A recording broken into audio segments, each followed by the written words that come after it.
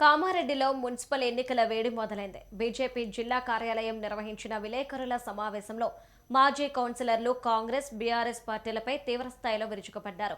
గత పాలకుల హయాంలో కామారెడ్డిలో అవినీతి పెచ్చుమీరిందని, వందల కోట్ల విలువైన ప్రభుత్వ, ప్రైవేటు భూములు కబ్జాలకు గురయ్యాయని మాజీ కౌన్సిలర్ ఆకుల సుజిత భరత్ ఆరోపించారు.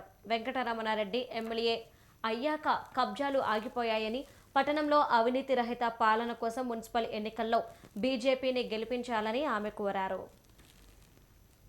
చూసుంటారు ఏ రకంగా ధనాన్ని వాళ్ళు పంచిండ్రు అని చెప్పేసి. కానీ ఏ విలేజ్లో అయినా భారతీయ జనతా పార్టీ వాళ్ళు ఇక్కడ డబ్బు పంచకుండానే సీట్లు వచ్చినాయి. మనకి డబ్బు పంచిన వాళ్ళు ఏం ఆలోచిస్తారు? ఆ డబ్బు ఎట్లా సంపాదించుకోవాలని ప్లానింగ్తోనే ఉంటారు. అంటే ఏ రకంగా ఉంటుంది? మీరు ఏ రకంగానైనా ముక్కు పెట్టి వసూలు చేస్తారు. అవన్నీ ఎట్లా రికవర్ చేయాలి? ముక్కు పెట్టి వసూలు చేయాలి. అదే ప్లాన్తో ఉంటుంది. మరి మీరు డెవలప్మెంట్ పేరుతోని అధికంగా భూ కబ్జాలు కావాలా? ఒక సింపుల్ ఈక్వేషన్, ఒక 10 కోట్లు పెట్టి డెవలప్మెంట్ చేసి 50 కోట్లు పెట్టి భూ కబ్జాలు చేయాలి, అది కావాలా? డెవలప్మెంట్ కొంచెం ముందు వెనుక కావచ్చు. మనకి అన్న ఎమ్మెల్యే లోకల్లో ఉన్నారు ఎమ్మెల్యేగా, మనకి స్టేట్ పార్టీ మనది కాదు, లోకల్లో కూడా మనం లేము.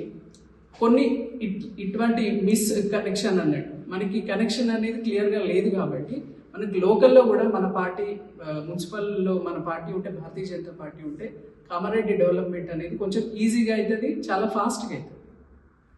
అది అందుకని నేను కామారెడ్డి పట్టణ ప్రజలకు తెలియజేస్తుంది ఏంటంటే, కాంగ్రెస్ పార్టీ వాళ్ళైనా ఇతర పార్టీ నాయకులు దొంగ ఓట్ల పేరుతో చాలా ఓట్లు చేర్పించడం జరుగుతుంది వాళ్ళు. ఎందుకంటే పదవి చేయించుకోవాలనే ఆలోచన వాళ్ళకి.